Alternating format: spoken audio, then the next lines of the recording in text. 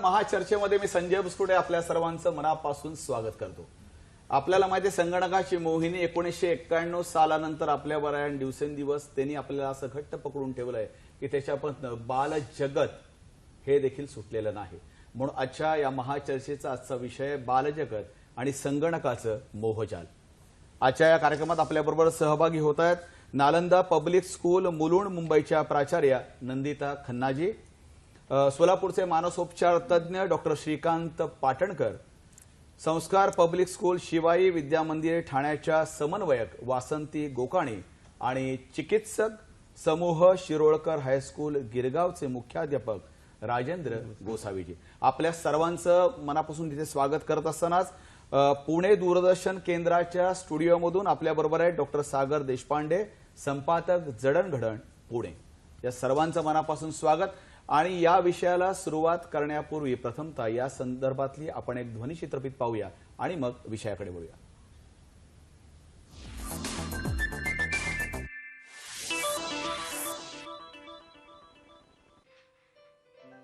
बालपण देगा देवा, रम्य ते बालपण असे वाक्प्रयोग ऐकले की आपल्याला आपले बालपणीचे दिवस आठवतात। क्षणार्धात आपण गतकाळात हरखून जातो। हुंदडणं, खेळणं, मजा मस्ती, अभ्यास, शाळा सर्व काही डोळ्यासमोर तरळून जातं। कारण तो काळच तसा होता, मोकळ्या वातावरणात स्वच्छंदी बागडण्याचा। पण आता प्रौढ झालेल्या प्रत्येकाला आपण जे जगलो तेच बालपण उत्तम होतं असं का वाटतं? तुम्हालाही वाटत असेल ना? खरंच हल्लीची कॉम्प्युटर, टेलिव्हिजन आणि मोबाईलमध्ये हरवून गेलेली मुलं पाहिली की आपल्याला आपलं बालपणच उत्तम होतं असं वाटू लागतं। सतत मोबाईलवर गेम खेळणारी, संगणकावर व्हिडिओ पाहणारी, गेम खेळणारी किंवा टेलिव्हिजनवर विविध कार्टून सतत पाहणारी मुलं पाहिली की काय सारखं सारखं तेच पाहता असा ओरडा देऊन मुलांचं लक्ष दुसरीकडे वळवण्याचा आपण प्रयत्न करतो। पण कुत्र्याच्या शेपटाप्रमाणे मुलं काही सुधरत नाहीत। विज्ञान तंत्रज्ञानाच्या प्रगतीने इंटरनेट नावाचा महाजाल निर्माण केला आणि अवघं जग एका क्लिकवर उपलब्ध झालं। त्यात आपण सगळेच जखडलो गेलोय। पण आपण किमान खेळण्या बागडण्याच्या वयात तरी मोकळं आत्ताच्या मुलांचं काय? सतत मोबाईल कॉम्प्युटरवर पडीक राहिल्याने त्यांना अनेक शारीरिक मानसिक व्याधींचा सामना करावा लागतोय। त्यात ब्लू व्हेल सारख्या जीवघेण्या गेमने कित्येकांची स्वप्न उद्ध्वस्त केली आहेत। मग कशाला हवेत ते गेम्स आणि मोबाईल असा प्रश्न पालकांना पडू लागला। पण याला जबाबदार ते इंटरनेट आणि गेम्स नाहीत तर आपणच आहोत। करिअर आणि पैसे कमावण्याच्या नादात आपण मुलांकडे लक्ष सोडाच पण धड संवादही साधत नाही आहोत। दिवसभर घरात एकलकोंडी राहणारी मुलं सुरक्षेच्या कारणास्तव मोबाईल, टीव्ही आणि कॉम्प्युटरवर वेळ नाही घालवणार तर काय करणार? आमचा मुलगा, आमची मुलगी शांत आहे, अजिबात मस्ती करत नाही असं अभिमानाने सांगणाऱ्या पालकांनी त्यांना एकलकोंडे करून मूकबधीर तर करूनच टाकलंय। पण आता कॉम्प्युटर, मोबाईलमुळे अंधत्व येण्याची पाळी आली। कसं होणार या मुलांचं? संगणकाच्या, इंटरनेटच्या युगात जन्मलेल्या या मुलांचं बालपण या विषयावर साधक बाधक चर्चा करण्यासाठीच आजची ही महाचर्चा।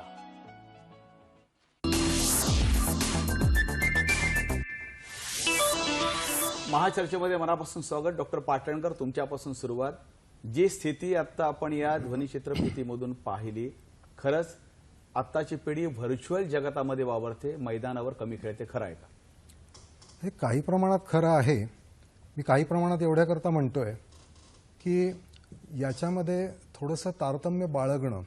आज आपल्याला कॉम्प्युटर किंवा लॅपटॉप किंवा मोबाईल आणि टॅबलेट यांच्या स्क्रीनपासून आपली सुटका तर नाही आहे। शाळांमध्ये सुद्धा आज आपण ई लर्निंग किट्स दिलेली आहेत। शाळांमध्ये सुद्धा या स्क्रीनचा वापर केला जातोय। पण हा स्क्रीनचा वापर आणि आपल्या बाकी मैदानी खेळ म्हणा किंवा अन्य खेळ याच्यामध्ये योग्य जोड कशी द्यायची आणि त्याच्यामध्ये बॅलन्स कसा साधायचा हे मुलांना शिकवणं, त्याकडे आपण येणार आहोत। डॉक्टर पाटणकर पण येणार। नंदिता खन्ना जी, क्या लगता है आपको?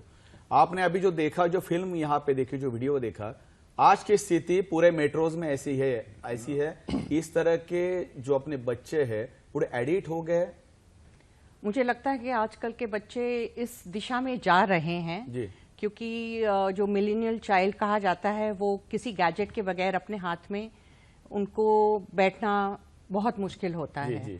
और थोड़ी देर में उनको अपना, अगर उनके हाथ में मोबाइल है या सामने है तो उठा के उनको ज़रूर चेक करना होता है कि उनके मैसेजेस आए हैं या नहीं। जी और हर मिनट उन्हें अपने रिश्तेदारों के साथ, उनके फ्रेंड्स के साथ उनको कांटेक्ट में रहने के लिए वो हमेशा नंदिता मोबाइल जी, पे मतलब रहते आप ये हैं। मान रही है कि ये एडिक्ट हो गए उसमें, मतलब उनको लग रहा है की उनकी दिन की सुरुवात इसके साथ होती आहे. वासंती गोकाणी जी, मुळामध्ये असं आहे की मी गमतीने म्हणताना म्हणतो की सकाळी उठल्यानंतर पहिली पोस्ट आणि नंतर पेस्ट, इतकी आपली जीवनशैली बदललेली आहे. काय वाटतं तुम्हाला? हे स्वीकारलं जातं मोठ्यांपासून छोट्यांपर्यंत बाल जगतातली पिढी त्याला अंगवळणी पडून गेलेली आहे.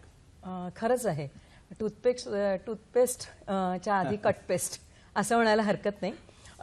प्रत्येक मूल हल्ली काय होतं की ह्या शिक्षण विभागात पण काही शाळा मेसेजेस त्यांना व्हॉट्सअपवरती पाठवतायत.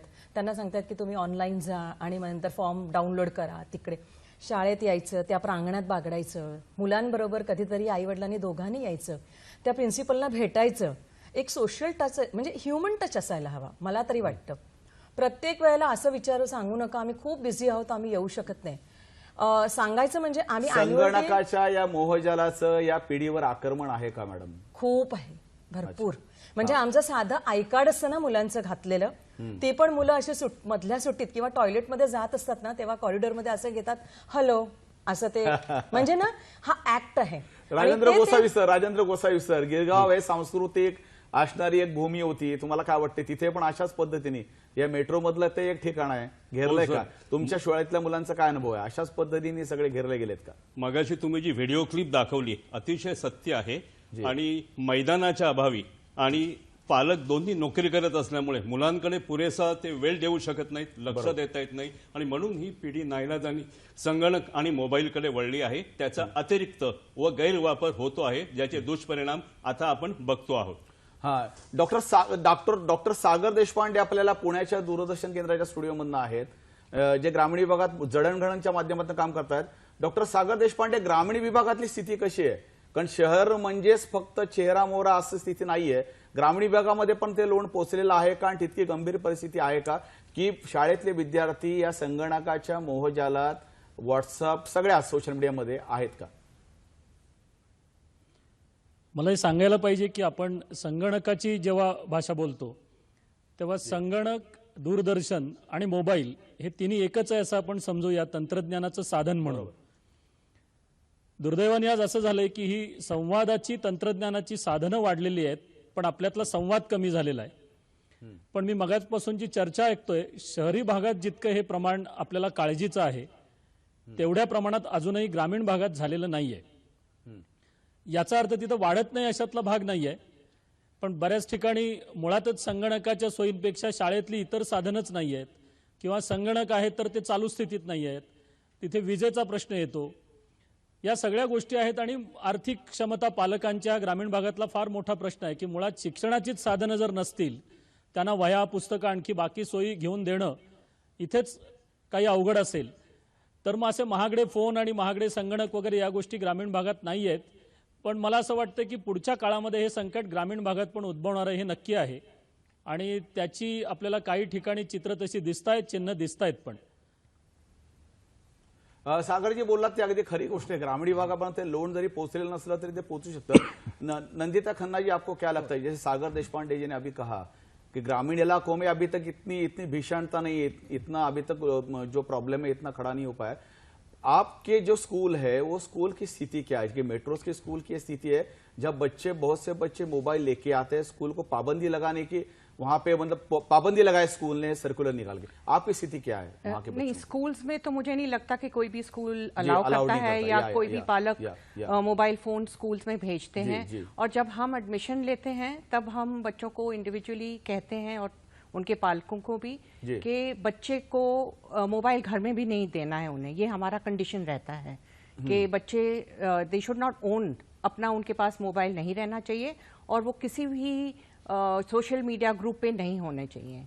लेकिन ये आप बताते हैं, लेकिन बच्चों की स्थिति क्या है? बहुत मुझे से लगता पेरेंट्स है आके कि- कंप्लेंट करते रहते हैं कि हमारे बच्चे हमेशा गेम्स खेलते रहते हैं, दूसरे कुछ करते नहीं, स्टडी नहीं करते हैं। यही बात है कि मोस्ट बच्चों को अगर उनको ऑक्यूपाई रखना है, मैं देखती हूँ कि आप डॉक्टर के पास जाओ, वेटिंग रूम में बैठे हैं, कहीं बैठे हैं, बच्चों को अगर पेरेंट्स ने उनको शांत रखना है तो हाथ में मोबाइल दे देते हैं कि गेम खेलो। शुरुआत यहीं से होती है। तो जब तक वो बड़े हो जाते हैं, उनको इतनी आदत पड़ जाती है इसकी, तो आई थिंक हमें ये देखना है और पालकों को ये देखना है कि उनके हाथ में ऐसे गैजेट्स ना दे। और प्रॉब्लम बहुत शुरू होती है जब वो बड़ी कक्षा में आ जाते हैं, तब जाके उनको ज्यादा अवेयरनेस होती है एंड उन्हें चाहिए लेटेस्ट गैजेट चाहिए, क्योंकि उनके फ्रेंड्स के पास बहुत है। कुछ ऐसे एक्सपीरियंस होंगे, कुछ घटनाएं ऐसे होगी जिसको आप यहाँ पे रख सकती है। ऐसा कोई अनुभव आपके साथ में जो आप शेयर कर सकते हैं इस मंच के ऊपर? बहुत अनफॉर्चुनेट एक अनुभव है जो मैंने किसी बच्चे के बारे में सुना है जो अभी 10वीं कक्षा में है, लेकिन हाल ऐसा है कि वो बच्चा रात को उसे फोन चाहिए, दिन भर वो स्कूल में रहता है, फिर क्लासेस वगैरह रहती हैं, तो उसको बोला गया है कि आपको शाम को थोड़े समय के लिए फोन मिलेगा, लेकिन उसको इतनी आदत पड़ गई है कि अपेरेंटली वो रात को 1-2 बजे तक फोन पे पता नहीं कहता है कि वो मैसेजेस भेजता है अपने फ्रेंड्स को, उनसे बातें करता है और प्लानिंग, लेकिन फिर सुबह उठ नहीं सकता, फिर वो स्कूल में जाता नहीं है। तो इस कारण एक्चुअली उनको स्कूल में से उसको निकालना पड़ा है। स्कूल से निकालना पड़ा क्योंकि उसकी अटेंडेंस नहीं थी, उसकी पढ़ाई नहीं थी, और अगर वो ना देते उसके हात में वो फोन तो वो थोड़ा वायलेंट हो रहा है। डॉक्टर पाटणकर, आता ज्या नंदिता मॅडम सांगत होत्या, खरा अनुभव असे ब्लू वेल सारखे गेम आहेत, रात्री काही वॉर सारखे गेम असतात की रात्री जे 1 वाजता सुरू होतात ती पहाटेपर्यंत चालतात, त्याचे मेसेजेस एकमेकांना दिले जातात। तुमच्याकडे असे काही पेशंट्स येतात किंवा असे काही काउन्सिलिंग करता काही पालक येतात का की याच्यामध्ये बदल करणं अपेक्षित आहे? हां, गेमिंग ॲडिक्शन किंवा मोबाईल किंवा इंटरनेटवरती गेम्स खेळणं, आता हे गेम्स काही गेम्स असतात ते वैयक्तिकरित्या खेळले जातात, तर काही टीम गेम्स आहेत, बरोबर, आणि त्याच जोडीला सोशल मीडियावरती एकमेकांशी इंटरॅक्शन करणं। एक मुख्य अडचण ह्या मुलांना जी सामोरी येते ती म्हणजे रात्रीच्या वेळेला बराच वेळ उशिरापर्यंत ते गेम्समध्ये किंवा मोबाईलवरती असतात, सोशल मीडियावरती असतील किंवा याच्यावरती असतील, आणि त्यामुळं झोपेचा इन्सोमनिया, झोप पुरेशी न होणं हा एक मोठा प्रॉब्लेम या मुलांमध्ये येतो। काही जण कॉलेजमध्ये असलेली मुलं सुद्धा ती आमच्याकडे येतात कारण किंवा पालक त्यांना घेऊन येतात। काही वेळेला एखादे विद्यार्थी माझ्याकडे स्वतःही आलेले आहेत की आमचा ह्याच्यात एवढा वेळ जातो की आमच्या अभ्यासाकडे लक्ष लागत नाही, आमच्या करिअरवरती परिणाम व्हायला लागलाय। म्हणजे एक प्रकारे त्यांना हे व्यसनच जडलेलं आहे, आणि त्याच्या विना म्हणजे ज्याप्रमाणे आपला एखादा सिगरेट ओढणारा व्यक्ती असते त्याला व्यसन असतं, व्यसन, आणि त्याप्रमाणे ती मिळाली नाही तर जी बेचैनी होते, खरी गोष्ट, तोच प्रकार ह्या मुलांमध्ये होता। आणि आता मॅडम म्हणाले त्याप्रमाणे त्यांच्यामध्ये चिडचिड दिसायला। डॉक्टर पाटणकर आपल्या बरोबर एक गृहिणी आहेत, मुंबई बाहेरच्या ग्रामीण विभागातल्या त्या गृहिणी आहेत, त्या गृहिणी आपल्याला सध्याची स्थिती काय याबद्दल सांगणार आहेत, त्यांचा कौटुंबिक अनुभव आपल्याला या ठिकाणी या व्यासपीठावर शेअर करणार आहेत। एक संकेत आहे म्हणून आम्ही त्यांचं इथे नाव सांगत नाही आहोत। मॅडम, मी आपल्याला जो आता आपल्याशी बोलतोय, मला एक सांगा, तुमचा जो वैयक्तिक अनुभव या कुटुंबातला आहे तो आपण काय सांगू शकाल? मॅडम, माझा आवाज येतोय? हॅलो, हा, माझा आवाज येतोय आपल्याला? हो, येतोय। हा, आपल्याला जो अनुभव सांगायचा आहे, आपला जो आजचा विषय आहे की बालजगत आणि संगणक मोहजाल या संदर्भातला वर्तमानातला आपल्या कुटुंबातला जो एक अनुभव आहे जो आपल्याला अनुभवाला आलाय, तो आपल्याला काय सांगावं असं वाटेल? मला ऍक्च्युली माझा जो अनुभव आला होता ते, माझा मुलगा 3 वर्षाचा आहे आता, आणि एक साधारण 7-8 महिन्यापूर्वी माझं एक ऑपरेशन झालं होतं, ज्यामुळे मला 1 महिनाभर बेड रेस्ट घ्यायची होती। मग त्या काळात आम्ही त्याला लॅपटॉपवरती कार्टून मूवीज वगैरे दाखवायला सुरुवात केली, मला विश्रांती मिळावी म्हणून, आणि स्मार्टफोन आणि लॅपटॉप। तर एक दिवशी मी जास्त थकले होते म्हणून मी विचार केला आपण त्याच्या हातात देऊया मोबाईल, बघू तो किती वेळ करेल। माझा अंदाज होता की अर्ध्या पाऊण तासाने तो कंटाळून ठेवेल, पण तो जवळजवळ सलग 3 ते 4 तास मोबाईलवर होता। मग त्यामुळं मग मी नंतर थोडा एक 2-3 दिवस घरातल्या सगळ्यांशी चर्चा केली आणि आम्ही हळूहळू त्याच्या आवडीच्या गोष्टी समोर ठेवल्या, खेळ त्या लहान मुलांचे खेळ, बिल्डिंग ब्लॉक्स असतील, ड्रॉइंग बुक्स असतील वगैरे सगळे। मग त्याच्यातून हळूहळू त्याला ते आवडायला लागलं आणि नंतर जेव्हा तो अधूनमधून आता लॅपटॉप मागतो त्यावेळेला त्याच्यावर नुसतं टाइमपास गोष्टी न करण्यापेक्षा त्याला आम्ही शिकवायचा प्रयत्न करतो. तर आता मी तो लॅपटॉप कसा उघडते, चार्जिंगला लावते, काय करते हे ऑब्झर्वेशन करून तो स्वतः त्यात ऑन करतो. माय कॉम्प्युटर्स मध्ये वगैरे जातो. जेवढं 3 वर्षाच्या मुलाच्या दृष्टीने आहे त्याच्यापेक्षा थोडं जास्त. पण फक्त मी एवढा विचार केला की आताच्या जगामध्ये आपण मोबाईल, लॅपटॉप, इंटरनेट ह्याच्यापासून मुलांना वेगळं नाही करू शकत. बरोबर मॅडम, अगदी बरोबर आहे. आपला अनुभव आपण जो शेअर करताय प्रातिनिधिक चित्र सगळीकडचं आहे. आपण या कार्यक्रमात सहभागी झाला त्याबद्दल आपलं मनापासून आभार व्यक्त करतो. वासंती मॅडम, हा जो अनुभव गृहिणी म्हणून तिने शेअर केला या ठिकाणी, तर वासंती गोकाणी मॅडम, मला तुम्ही सांगू शकाल की ही जी स्थिती आहे, बऱ्याचशे पालक असे आहेत किंवा आपली आई असते, ती भाजी करत असते, स्वयंपाक करत असते, तर मुलाच्या हातात मोबाईल देते किंवा गेम सांगते, गेम खेळत बस. हे सगळीकडचं चित्र आहे. तर ह्याच्यातनं बाहेर कसं येणार? ह्याच्यातनं बाहेर यायला त्यांना काही अशा हॉबीज द्यायच्या किंवा इन्कल्केट करायच्या. मी पालकांना तेच सांगते. आमचे पालक म्हणतात की हमें बाहर जाने की परमिशन नहीं है, हम ड्राइंग क्लास में नहीं, हमारे मैं डांस नहीं करते हैं, हम डांस क्लास में नहीं भेज सकते हैं, हमारे घर में बहू ये नहीं करती है, वो नहीं करती है. म्हटलं का नाही करत? तुम्ही घेऊन जात्या मुलांना, त्यांच्या हॉबीज आहेत त्यांची हॅबिट्स बनवा. ज्या हॉबीज आहेत जर का हॅबिट्स झाल्या ना तर मग त्यांना ती हॅबिट असायला हवी. हो, हे ये ना इथे आपण काहीतरी बघूया, तू हे करतेस ना, चल आपण पण करूया, तू हे खेळतेस, चल आपण पण करूया, ते जा ते फ्रीज मधनं हे आण ते आण. असं जर का त्याला इन्व्हॉल्व्ह करून ठेवलं ना त्या मुलांना, ती मुलं इन्व्हॉल्व्ह म्हणजे त्या मुलांबरोबर मूल होऊन जर का तुम्ही काम केलं ना, मुलं खूप रमतात. खरं आहे. म्हणजे तुम्ही खरंच मॅडम, रमतात. वासंती मॅडम, तुम्ही म्हणताय त्या पद्धतीने त्यांच्याबरोबर असणारा तुमचा सहभाग आणि त्याच्या जोडीला सहकार्य असेल तर नक्की हा बदल घडू शकेल. काय बदल पण घडणं अपेक्षित आहे, काय स्थिती, या सगळ्या विषयी आपण चर्चा करणार आहोत. तत्पूर्वी घेऊया क्षणभर विश्रांती. पाहत राहा महाचर्चा. महाचर्चेमध्ये मनापासून स्वागत. डॉक्टर सागर देशपांडे आपल्यावर पुण्यावरून आहेत. डॉक्टर सागर, जी आपली ही सगळी चर्चा सुरू आहे, मुळामध्ये हे जे गांभीर्य आहे हे अजूनही लक्षात येत नाही, शिक्षण क्षेत्रामध्ये लक्षात येत नाहीये आणि परिस्थिती अशीच जर का राहिली तर ही गंभीरता आणि भीषणता वाढेल. काय वाटतं तुम्हाला, कशा पद्धतीने चित्र पुढे जात आहे?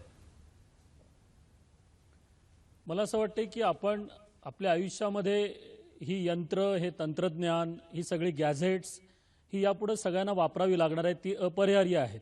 बरोबर. काही वेळा तर असं वाटतं की हे आपले एखादे अवयवच आहेत. बरोबर. इथपर्यंत त्याची आता सवय झालेली, आपण सरावलेलो असतो. पण त्याच वेळी आपण हे सगळ्या जणांनी लक्षात घेतलं पाहिजे की आपण मानव आहोत, आपण यंत्र मानव नाही आहोत. आणि त्यामुळे त्या यंत्रासाठी आपण नाही आहे, आपल्यासाठी ती यंत्र आहेत किंवा ते तत्वज्ञान आहे, ते तंत्रज्ञान आहे. हे जर लक्षात घेतलं आणि आपण आपल्या स्वतःसहित मुलांना अशी सवय लावली की याचे उपयोग भरपूर आहेत, या तंत्रज्ञानाचे, या साधनांचे उपयोग खूप आहेत, तुझा शिक्षण सोपं व्हावं, त्यातल्या बेसिक कन्सेप्ट्स कळाव्यात, एखाद्या धड्याच्या पलीकडे जाऊन, कवितेच्या पलीकडे जाऊन सगळी माहिती मिळावी, त्याची तुला ऑडिओ व्हिज्युअल्स बघायला मिळावीत, त्याही पलीकडे जाऊन तुला त्याचे जे माहिती वाटेल, त्या लेखकाची माहिती हवी असेल तीही मिळावी. पण त्यानंतर तू त्याच्यावर स्वतः विचार केला पाहिजेस. आणि ती विचार करण्याची प्रोसेस ही मला असं वाटतं की मोठ्या मंडळींच्या संवादामधनं तयार होईल. अगदी खरी गोष्ट आहे. डॉक्टर सागर देशपांडे म्हणतात ते अगदी खरी गोष्ट आहे की हा कुठेतरी संवाद महत्वाचा आहे, त्याच्यावर सोपवून चालणार नाही. आपल्याबरोबर या बाबतीत डॉक्टर मनोज भाटवडेकर आहेत, जे मानसोपचार तज्ज्ञ आहेत. डॉक्टर भाटवडेकरजी, आपलं या महाचर्चेमध्ये मनापासून स्वागत. दूरध्वनी यंत्रणेमार्फत ते आपल्यावर या कार्यक्रमात सहभागी होत आहेत. आपल्या महाचर्चेमध्ये मनापासून स्वागत. आणि मला सांगा, तुमच्याकडे अनेक असे काही पेशंट्स येत असतील किंवा पालक येत असतील, काय अनुभव आपल्याला सांगता येईल की गंभीरता किती आहे? गंभीरता आपल्याला असं वाटत असेल कदाचित की शहरांमध्येच फक्त आहे, पण असं नाहीये. की आजच माझ्याकडे एक मुलगा आला होता, 24 वर्षांचा मुलगा. तो गावातून आला होता आणि तो तिथल्या हॉस्टेलमध्ये राहतो. आणि त्याने असं सांगितलं की मी मोबाईलवर जवळजवळ दिवसाचे 20 तास असतो, 4 तास जेमतेम कसा बसा झोपतो, अभ्यासात लक्ष लागत नाही, वडील शेत पैसे देतात, माझा डेटा पॅक संपेपर्यंत मी मोबाईल माझा इंटरनेटवरून मी हलत नाही आणि मी या व्यसनात अडकलोय असं मला वाटतं. मला असं वाटतं की अशी गंभीर उदाहरणं अनेक आहेत आपल्या आजूबाजूला घडणारी. या उदाहरणांच्या कडे बघितल्यानंतर मला स्वतःला असं वाटतं की ही जी मुलं आहेत ना, यांच्यामध्ये कुठेतरी एकलकोंडेपणाची एक भावना आहे. अगदी बरोबर. त्यांना संवाद हवा आहे. बरोबर. एक तुटलेपण त्यांना कुठेतरी जाणवत आहे असं मला वाटतं. दुसरी गोष्ट महत्वाची अशी की एकलकोंडेपणाबरोबर एक कुठेतरी न्यूनगंडाची एक भावना की आपण कोणीतरी आयुष्यात व्हायला हवं आहे, आपण काहीतरी बनायला हवं आहे, ते आपण होऊ शकत नाही आहोत, अशा तऱ्हेची भावना आहे. मग त्यांना कुठला तरी ग्रुप, एखादा गट हवा असतो, मग तो त्यांना व्हॉट्सअपवर सापडतो किंवा एखाद्या फेसबुक सारख्या सोशल मीडियमवर सापडतो आणि मग ते आपले फोटो पाठवणं, आपल्या कमेंट्स पाठवणं, मग त्या कुणीतरी लाईक करताय म्हणजे मला कुणीतरी स्वीकारताय, अशा भावनेमधून तो न्यूनगंड त्यांचा कुठेतरी कमी होतोय अशी त्यांची स्वतःची समजूत होते. डॉक्टर भाटवडेकर, तुम्हाला मी एकच प्रश्न विचारतो की मुळामध्ये पालक आहेत ते त्यांच्या सगळ्या गरजा पूर्ण करण्यासाठी दोघंही सर्व्हिस करतात, म्हणजे आधी बेबी सिटिंग पासून त्या मुलाच्या संस्काराची सुरुवात होते. पण हे जे सर्वात मोठं स्वरूप आहे, गंभीरता, 20 वर्षानंतर हा सर्वात मोठा आरोग्याचा प्रश्न, मानसिक आरोग्याचा प्रश्न या भारतात असेल असं वाटत नाही का तुम्हाला? होऊ शकतो आणि त्याच्यासाठी मला असं वाटतं की एक आचारसंहिता संबंध कुटुंबाने सांभाळणं आवश्यक आहे. आणि ती आचारसंहिता अशा दृष्टीने की मोबाईल में कुठल्याही टेक्नॉलॉजीचा उपयोग हा आपण करून घ्यायचा आहे. खरी गोष्ट. त्या टेक्नॉलॉजीला आपल्याला वापरू द्यायचं नाहीये. आपण मालक आहोत, टेक्नॉलॉजी मालक नाहीये. मोबाईल आपला ऑफ करता आला पाहिजे, मध्ये मध्ये बाजूला ठेवता आला पाहिजे, सायलेंटवर ठेवता आला पाहिजे, आपल्या नजरेसमोरचा पडदा थोडा वेळ बाजूला हटवता आला पाहिजे. सुसंवाद कुटुंबामधला जो आहे तो वाढवला पाहिजे. सोशल चॅटिंग पेक्षा सुद्धा सोशल व्हिजिट, एकमेकांना भेटणं प्रत्यक्ष, हे जास्त त्याला प्रोत्साहन दिलं पाहिजे. त्याच्यानंतर मुलांमध्ये जे सुप्त गुण आहेत त्यांना कुठेतरी वाव मिळेल, त्यांच्या छंदांना वाव मिळेल, त्यांना थोडंसं शारीरिक व्यायाम घडेल अशा संधी त्यांना उपलब्ध करून दिल्या पाहिजेत. आपण नुसती तक्रार करत बसण्याचा अर्थ आहे असं मला वाटत नाही. डॉक्टर भाटवडेकर, आपण म्हणताय तो खरंच हा विषय खूप मोठा आहे, म्हणजे मर्यादित स्वरूपात आपल्याला चर्चेला वेळ मिळतोय. आपण आजच्या कार्यक्रमात सहभागी झाला त्याबद्दल मनापासून आपले आभार व्यक्त करतो.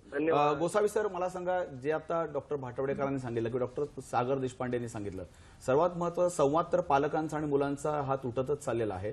पण शिक्षकांचा आणि विद्यार्थ्यांचा जो पूर्वी संवाद होता तो देखील आता गुणवत्ता आणि फक्त मार्क्स मिळवणं इथपर्यंत राहिलेला आहे. संस्काराचा संवाद गेला असं वाटत नाही का तुम्हाला? म्हणून ही दरी वाढते. जे घरी पूर्वी मिळत नव्हतं ते शिक्षक देत होते, आता ते होत नाही. मुलांना सुसंस्कृत बनवायचं असेल तर सर्वप्रथम पालकांनी स्वतःवर काही बंधनं घातली पाहिजेत. बरोबर. आणि इंटरनेट, मोबाईल याचा मर्यादित प्रमाणात वापर केला पाहिजे. त्याचबरोबर हल्ली शिक्षकांमध्ये सुद्धा पुरेशी जागृती आलेली आहे. त्यांच्याकरता वेगवेगळे रिफ्रेशर कोर्सेस असतात. ICT हा विषय शाळेतून शिकवला जातो. त्या सगळ्या माध्यमातून याविषयी पुरेशी खबरदारी शिक्षक वर्ग घेत असतो, जेणेकरून हे भावी विद्यार्थी ह्या मोहजालाच्या जास्त आहारी जाणार नाहीत, त्यांचा संतुलन राखून वापर करतील. आणि हे मला वाटते बहुतेक सर्व ठिकाणी सध्या घडत आहे. गोसावी सर, पूर्वी शिक्षक आणि विद्यार्थी यांचं एक नातं वेगळं होतं, एक भावनिक नातं होतं. आज गुणवत्तेशी नातं निगडीत आहे.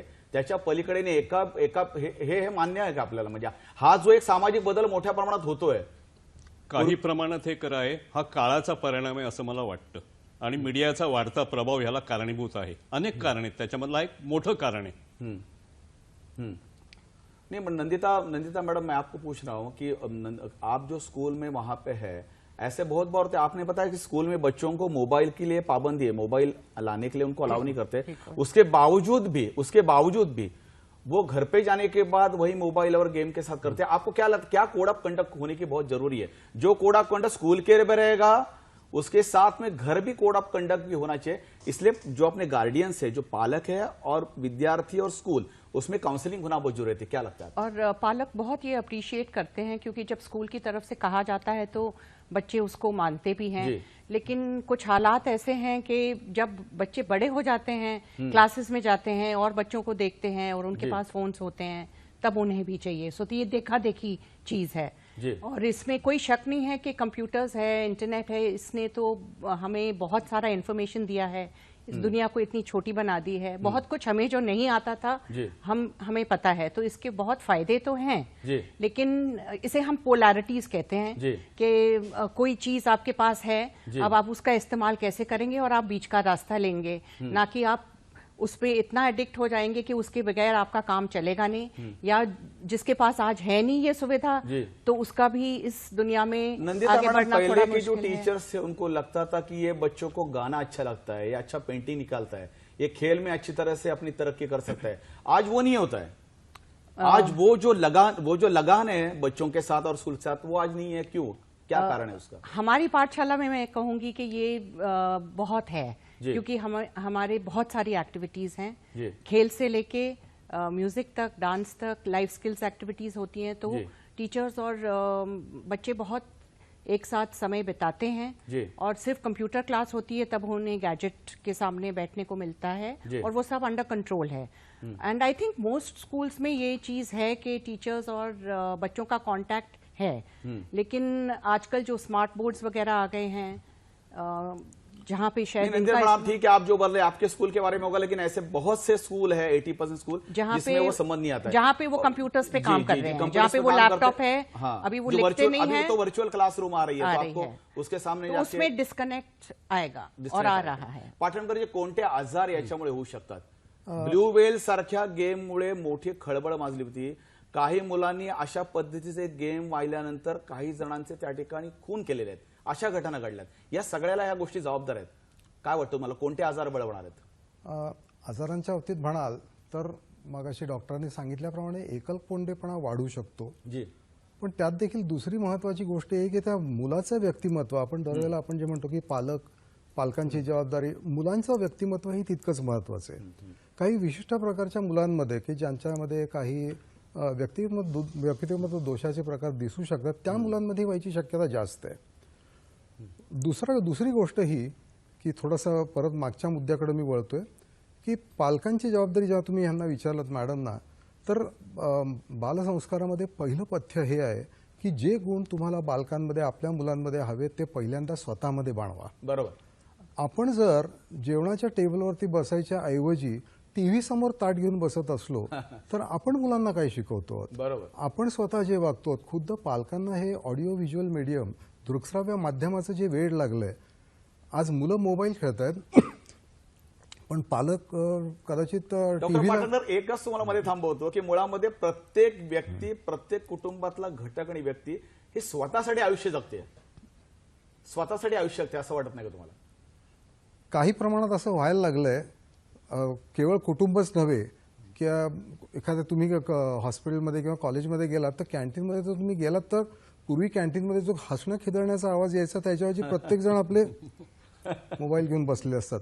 त्या दृष्टीने हे अंतर नक्की वाढत चाललंय. आणि हा एकलकोंडेपणा, यातनं नैराश्य, दुश्चिंता, अशा प्रकारचे आजार हे व्हायची शक्यता जास्त आहे. आणि एवढंच नव्हे, याचा पुढचा प्रकार म्हणजे ओबेसिटी. म्हणजे तिथं बसल्या बसल्या पोटॅटो काउच सारखं नुसतं खात बसायचं, तर आपलं खाण्यापाण्याकडे सुद्धा दुर्लक्ष होणं, त्याची शारीरिक प्रकृतीवरती परिणाम होणारच आहेत. हो हो हो. आपल्या या कार्यक्रमामध्ये दूरध्वनी यंत्रणेमार्फत आपल्याबरोबर पृथा मोघे ही मुंबईतली 7वीतली विद्यार्थिनी आपल्याबरोबर आहे. पृथा, माझा आवाज येतोय का? या कार्यक्रमामध्ये तुझं मनापासून स्वागत. नमस्कार.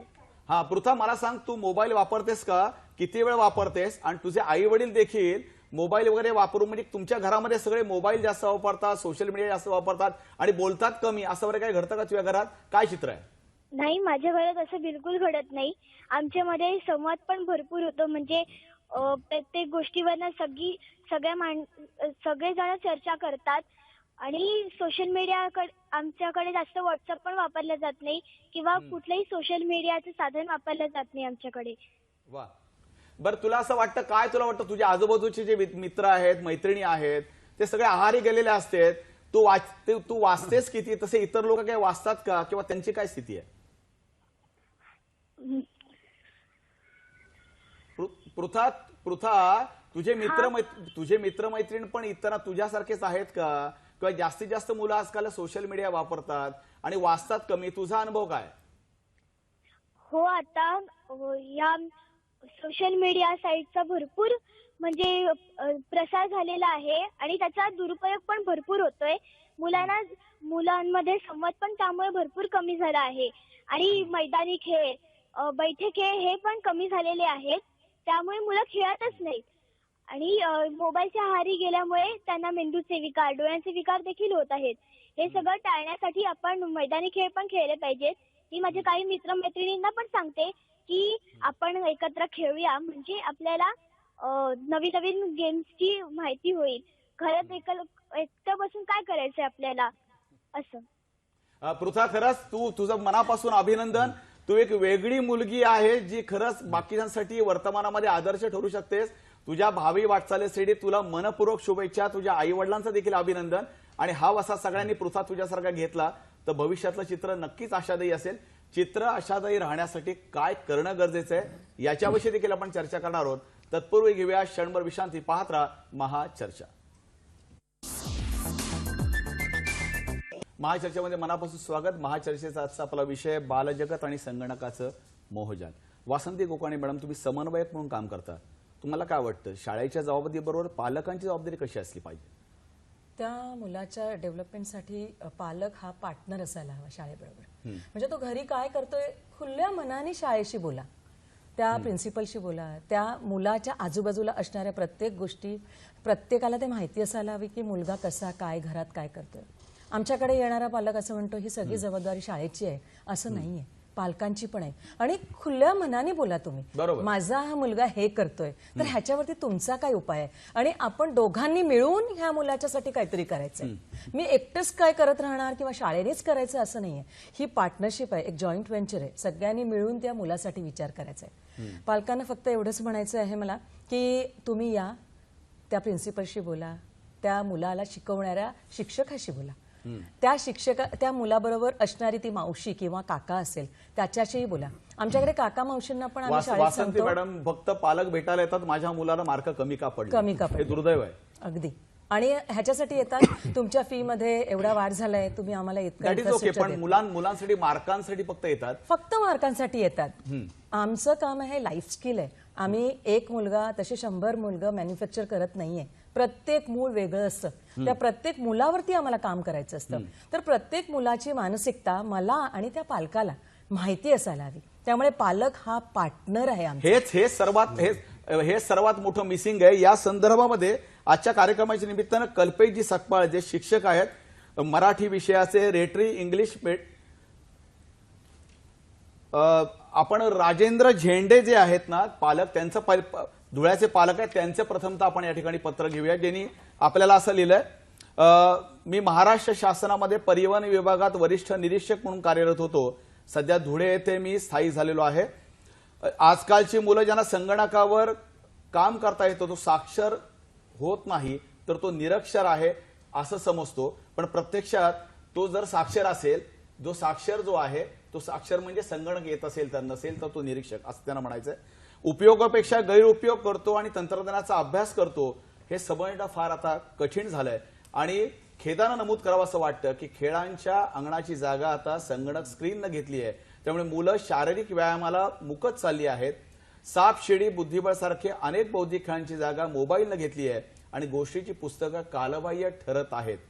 मुलं व पाल्यांचं संभाषण दिवसेंदिवस संगणकाच्या व्यावहारिक वापरामुळे कमी होत आहे. म्हणजे शेवटी असं म्हणतात, संगणक के माध्यम से जग में होते हैं बहुत बहुत कनेक्ट, संगणक के माध्यम से जग में होते हैं बहुत बहुत कनेक्ट, मगर अपने से ही होते जा रहे थोडे थोडे डिस्कनेक्ट.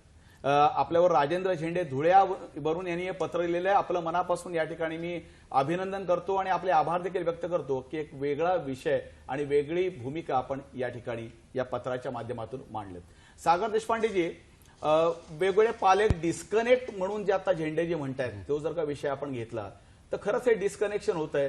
शहरांमध्ये मोठ्या प्रमाणात होते, ग्रामीण विभागातली स्थिती कशी आहे? शहरांमध्ये होतंय, पण त्याच्यावर काही पालकांनी उपाय केलेले मला माहीत आहेत.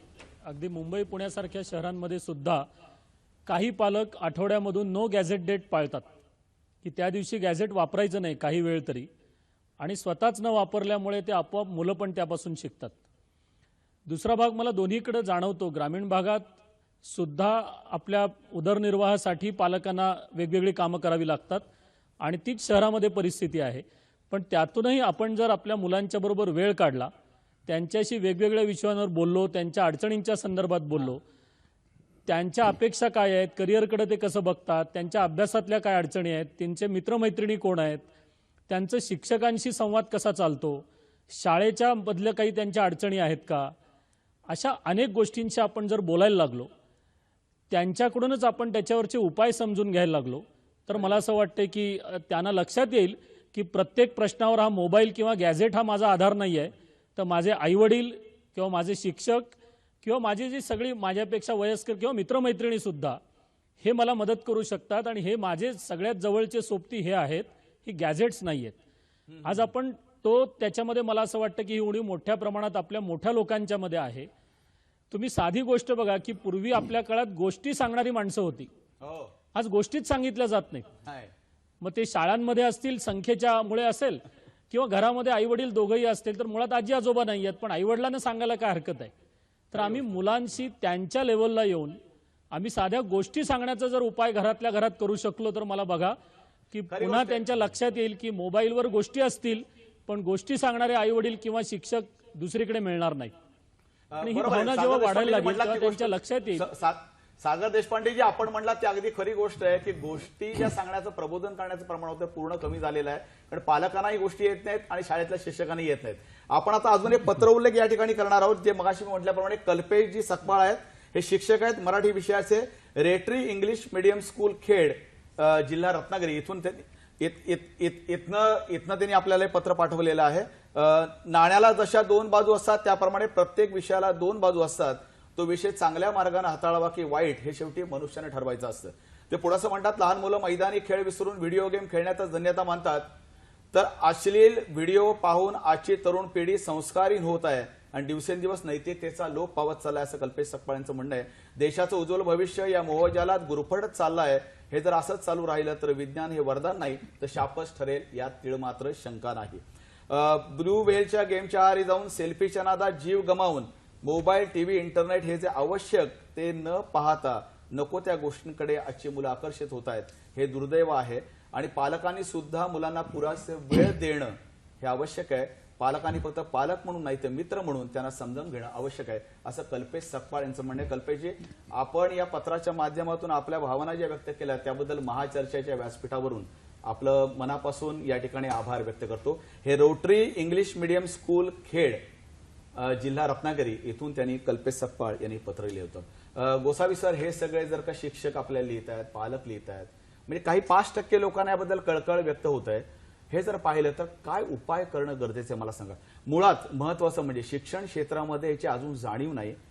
शिक्षण क्षेत्रातल्या अभ्यासक्रमामध्ये याचा समावेश असणं अत्यंत आवश्यक. काउन्सिलिंगचं काय वाटतं तुम्हाला? या विषयाची व्याप्ती खूप मोठी आहे. हो, आणि मला वाटते महाराष्ट्रभर दुसऱ्या सत्रापासून पीटीच्या 2 तासिका तर चित्रकलेची 1 तासिका वाढवलेली आहे. याचा हेतू हाच आहे की जास्तीत जास्त मुलांनी मैदानावर जावं, आपापसात वेगवेगळे खेळ खेळावेत. खेळामध्ये हार आणि जीत ही असतेच. हल्लीच्या मुलांना हार मानणं हे थोडंसं कमीपणाचं वाटतं, त्यामधून वेगवेगळ्या समस्या उद्भवतात. तसंच आयुष्यामध्ये काही ना काही छंद जोपासणं खूप आवश्यक आहे. मग तो चित्रकला असेल, तबला वाजवणं असेल किंवा गाणं गाणे असेल, ह्याच्यामुळे सुद्धा आयुष्याला एक चांगलं वळण लागतं. आणि पुस्तकांसारखा वाचनाचा छंद तर प्रत्येक विद्यार्थ्याला असलाच पाहिजे. आमच्या शाळेमध्ये आम्ही ग्रंथालयाकरता एक स्पेशल तासिका राखून ठेवलेली आहे, ज्याचे चांगले परिणाम मला आजही जाणवतात. नहीं गोसावी सर, ये सगळं बरोबर प्रातिनिधिक स्वरूपात जर का नंदिता खन्ना जी आपको क्या लगता है, मतलब अभी सुझाव की बहुत जरूरत है, अभी सुझाव के ऊपर हम आएंगे कि मुझे लग रहा है कि आज जो अपना मतलब पूरी जो पॉलिसी है अपनी एजुकेशनल पॉलिसी, उसमें इसका अंतर्भाव होने की बहुत जरूरत है. जो काउंसलिंग, जैसे अभी डॉक्टर सागर देशपांडे जी ने कहा था, पहले के जो शिक्षक थे कुछ वहां पे आके स्टोरीज बताते थे, पालक स्टोरीज बताते, पंचतंत्र की बात कही जाती थी, एक संस्कार था, आज वो संस्कार नहीं हो रहा है. क्या लगता है क्या होना जरूरी है? काउंसलिंग सेशंस बहुत ज़रूरी हैं स्कूल में, और हम बच्चों को सिखाते भी हैं. जैसे कंप्यूटर सिखाते हैं यूज़ करना, तो हम उसको कैसे ये हानिकारक हो सकता है और कैसे इंटरनेट हानिकारक हो सकता है उसकी भी हम उनको जानकारी देते ही हैं. लेकिन घर पे पालकों से तो ये निवेदन है कि एक साथ बैठें जी, एक साथ खाना खाएं जी, बिना किसी गैजेट के जी, और एक साथ कोई भी बिना टीवी के जी, बिना बिल्कुल टीवी के वॉक के लिए जाए बच्चों के साथ, कुछ खेल खेले, बोर्ड गेम्स हैं खेलें, जहाँ पे वो अपना फोन साइड में रख देंगे और उस समय के लिए, थोड़े समय के लिए उनको पता है कि वो ना गैजेट की तरफ देखेंगे ना टीवी की तरफ देखेंगे। जी। लेकिन जो फैमिली टाइम है ये बहुत जरूरी है, डॉक्टर क्योंकि पाठक- उसके डॉक्टर- दरमियान वो उनमें बातचीत भी होती है। डॉक्टर पाटणकर, अत्यंत आवश्यक गोष्ट जे काउन्सिलिंग, आपण मानसोपचार तज्ज्ञ आहात, नाहीतर पुढच्या 20 वर्षानंतर भारत जे तरुणांची पिढी म्हणून आपण मिरवतोय त्या आरोग्याचा मोठा प्रश्न असेल असं वाटत नाही का तुम्हाला? मी त्या बाबतीत थोडा आशावादी आहे. एक तुम्ही हा काउन्सिलिंगबद्दलचाच प्रश्न विचारला. हे काउन्सिलिंग फक्त मुलांचं करायचं नाही आहे, पालकांचं आणि शिक्षकांचंही करणं आवश्यक आहे. हो, पहिला मुद्दा हा आहे की पालकांनी एक गोष्ट लक्षात ठेवायला पाहिजे, जनरेशन गॅप आपण सगळेजण ऐकतो, हो. त्यामुळं आमच्या काळात हे सगळं चांगलं होतं आणि तुमच्या काळात हे वाईट आहे हे आपल्याला सांगणं पहिल्यांदा बंद केलं पाहिजे. बरोबर. आजच्या चर्चेतनं असा सूरही निघता कामा नये की कॉम्प्युटर, लॅपटॉप किंवा मोबाईल हे सगळं वाईटच आहे. अगदी खरी गोष्ट. हे अजिबात वाईट नाहीये. किंबहुना हे चांगलं कसं आहे? मगाशी एक प्रश्न विचारला होता, मुलांचं वाचन कमी होत आहे का? मुलांचं वाचन कमी होत नाही. छापील पुस्तकाच्या ऐवजी मुलं फक्त आता मोबाईलवरती वाचतायत. आजचे वर्तमानपत्र सुद्धा बरीचशी नवीन पिढी हे वर्तमानपत्र मोबाईलच्या ॲपमधनं वाचतायत. त्यामुळे ते वाचनही खराब होते असं नाहीये. किंबहुना आज ई रीडर्समधनं वाचन करणं सोपं जातं, कारण मुलांची शब्दसंपत्ती वाढायला मदत होते. डिक्शनरी हुडकावी लागत नाही, एक बोट ठेवलं की लगेच त्या शब्दाचा अर्थही समोर येतो. त्यामुळे ह्या सगळ्या गॅजेट्स या तंत्रज्ञानाचा अखेर काय आहे? हे तंत्रज्ञान आहे, दुधारी शस्त्र आहे ते. म्हणजे अणुशक्तीपासून ते अगदी मोबाईलपर्यंत तुम्ही कुठलंही तंत्रज्ञान बघा. डॉक्टर सागर देशपांडे म्हणले ते बरोबर, ते तुमच्यासाठी आहे, त्याच्यासाठी तुम्ही नाही. हे मूळ सूत्र जर का आपण त्या संदर्भात जर का ठेवलं तर मला वाटतं हा बदल होऊ शकेल. मला एक एवढंच म्हणायचं आहे की कुठलंही तंत्रज्ञान वापरायला शिकता येणं, वापरायला मिळणं आणि त्यानंतर ते जबाबदारीने वापरणं. अगदी बरोबर. डॉक्टर आपण परत त्या विषयाकडे येऊ. जबाबदारी बघणं आवश्यक आहे. तत्पूर्वी घेऊया क्षणभर विश्रांती. पाहत राहा महाचर्चा.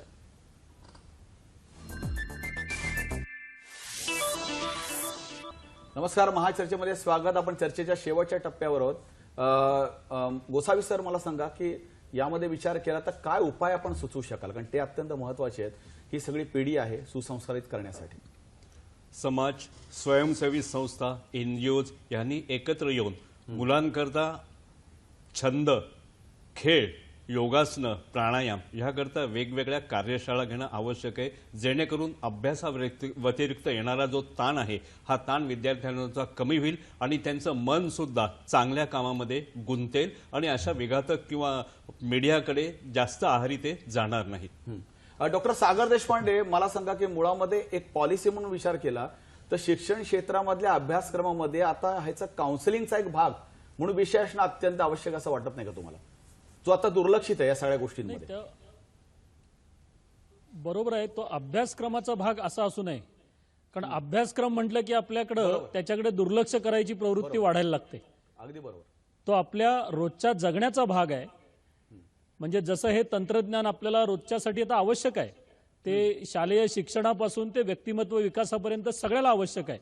पण त्याच्या मर्यादा काय आहेत आणि ते कुठंपर्यंत वापरायचं याच्यासाठी मी मगाचपासून जे म्हणतोय की जो शिक्षकांचा मुलांशी, पालकांचा मुलांशी जो संवाद पाहिजे तो संवाद आपण वाढवायला लागूया. बरोबर. आणि त्याची सुरुवात ही स्वतःपासून आपल्याला करता येणं शक्य आहे.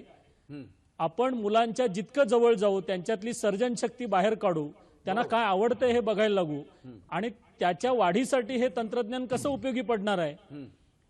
उदाहरणार्थ त्याला चित्रकलेची आवड असेल तर त्याला जगभरातल्या अनेक गोष्टी त्याच्या तंत्रज्ञानाच्या सहाय्याने बघता येतील, काही स्पर्धांमध्ये भाग घेता येईल, त्याला चांगली चित्र रोजच्या रोज पाहता येतील.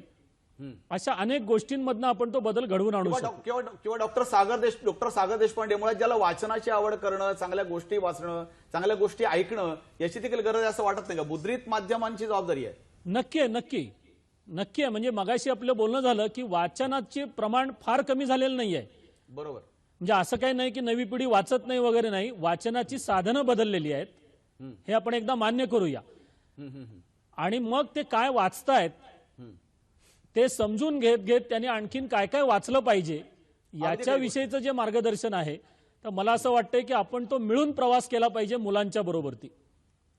तो वेगळा जो चाललाय तो एकत्रितपणे व्हायला पाहिजे. तुम्ही हे जे म्हणताय ती गोष्ट खरी आहे. नंदिता मैडम, आप मुझे बताइए कि क्या करना बहुत जरूरी है, किस तरह से अपने पूरे एजुकेशन पॉलिसी में इसका अंतर्भाव होना चाहिए?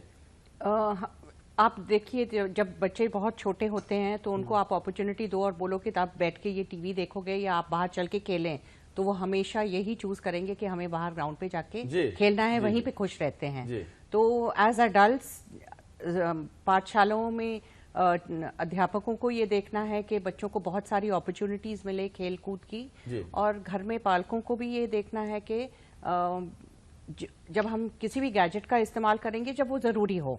अगर बच्चों को इंटरनेट पे किसी चीज के लिए खोज करना है तो अंडर पेरेंटल गाइडेंस होना चाहिए, और वो सीमित होना चाहिए कि इतने समय के लिए आप बैठ के आप कर सकते हैं। अब पहले तो हम लाइब्रेरी में जाके एनसाइक्लोपीडियाज वगैरह होती थी, आजकल वो एनसाइक्लोपीडियाज खुलती ही नहीं है। कितने समय तक शायद बच्चों को पता भी नहीं कि एनसाइक्लोपीडियाज हैं। तो वो हम पे निर्भर है कि हम बच्चों को ये एक्सपोजर दें, और वो उनकी फिर उसमें जब रुचि आएगी तो उन्हें अच्छा लगेगा। सही बात आहे। वासंती कोकाणी मॅडम, आप बताइए काय वाटतं तुम्हाला की मुलांमध्ये फक्त अभ्यास शाळेत करतात, क्लासला करतात, घरी आल्यानंतर पालक दुर्लक्ष करतात, काय करणं आवश्यक आहे? फक्त शाळेत सगळं म्हणजे आम्ही फी दिली म्हणजे शाळेने सगळंच करायचं असं नसतं, तर तो जो काही अभ्यासक्रम आहे तो करत असताना त्याच्या बाजूला नुसतं बसलं ना तरी तो मूल खूप मूल रमतं। कधी कधी अशिक्षित असतात पालक, म्हणजे त्यांना माहिती नसतं तो विषय माझा नाहीये, मी कशाला करू, किंवा कशाला एवढं बसायचं मुलांच्या शेजारी, असं नाही। त्या मुलांबरोबर त्या मुलांची मैत्रीण किंवा मित्र झाले ना तर त्यांना खूप मजा येते। मी एक सांगते, एक 7वीतली मुलगी होती, ती एकसारखी टॉयलेटमध्ये जायची। आम्ही तो त्याचा अभ्यास घेतला की ती का जाते तिथे। तिची एक मैत्रीण होती आणि त्या तिथे जाऊन गप्पा मारायच्या, त्यांना वर्गात नाही म्हटलं जायचं ना तर तिथे जायच्या गप्पा। गप्पा काय, काहीच नसायचं, पण नंतर कळलं की त्या गप्पांनी एकदा त्यांनी चोरून अगदी मोबाईल घेऊन गेले आणि त्या मोबाईलमधनं ते टॉयलेटमध्ये जाऊन ते बघत होते। मी टीचर्सना सांगितलं की तुम्ही आतमध्ये ती गेली ना का असंच सहज जा, तिच्या मागे जातायत असं जाऊ नका। आणि मग आम्हाला कळलं की ती काहीतरी टीव्ही मोबाईलमध्ये बघते, मोबाईल बंद कर असंही नाही आम्ही तिला सांगितलं। आम्ही सांगितलं की हे बघ, तू जे काही बघतेस ना ते मलाही दाखव, आणि हळूच तिच्याकडनं तो मोबाईल घेतला आणि म्हटलं हे गोसावी सर, असे अनुभव येतात का मला सांगा, म्हणून काय करणं अपेक्षित आहे आपल्याला? यासाठी शिक्षकांनी विद्यार्थ्यांचं प्रबोधन केलं पाहिजे, पालकांचं प्रबोधन केलं पाहिजे। आम्ही पालक सभा घेतून पालकांना या छोट्या छोट्या उदाहरणावरून ह्या गोष्टी आम्ही पटवून देतो। आजच्या विद्यार्थ्याला जर का विचाराल की तुला सगळ्यात वेळ कुठचा आवडतो, तो सांगेल की बसमधून येताना मी माझ्या वर्गमित्रांबरोबर जी मजा करतो, बसमध्ये गप्पा मारतो, तो वेळ मला सगळ्यात महत्त्वाचा वाटतो। अन्य ठिकाणी त्याला कंटाळा येतो। बरोबर बरोबर, ही गोष्ट खरी आहे। हा छोटंसं उदाहरण आपण सांगितलं, अत्यंत बरोबर आहे। पाटणकर सर, या सगळ्याचा एकूण दांडोळा घेतला, खरं तर आपण महत्वाच्या गोष्टीला जे लैंगिक आकर्षण आहे, जे आता मॅडमनी सांगितलं, वासंती कोकाणी मॅडमनी, त्याच्याविषयी आपण चर्चा केली नाही कारण आपल्याला वेळ तेवढा मिळाला नाही। पण मुळामध्ये मला सांगा की या सगळ्याचा गोषवारा जर आपण पाहिला तर आपण काय भूमिकेतून गेलं पाहिजे, कशा पद्धतीने या सगळ्याकडे पाहिलं पाहिजे आणि काय उपाययोजना करायला पाहिजे? एक म्हणजे पालक, आता यांनी सांगितलं, पालक, शिक्षक, विद्यार्थी या सगळ्यांचं समुपदेशन आणि एक आपल्याला दिशा ठरवण्याकरता पहिली गोष्ट म्हणजे प्रत्येक शाळेमध्ये एक काउन्सिलर असायला हवा। अगदी बरोबर। आणि तो काउन्सिलर म्हणजे अशा प्रकारचा हवा की ज्याच्याबद्दल मुलाला विश्वास वाटेल, त्या विद्यार्थ्याला मला समजा काही अडचण आहे तर मी कुणाजवळ बोलायची, तर हे त्याला कळलं पाहिजे आणि त्याकरता शाळेमध्ये काउन्सिलर हवा।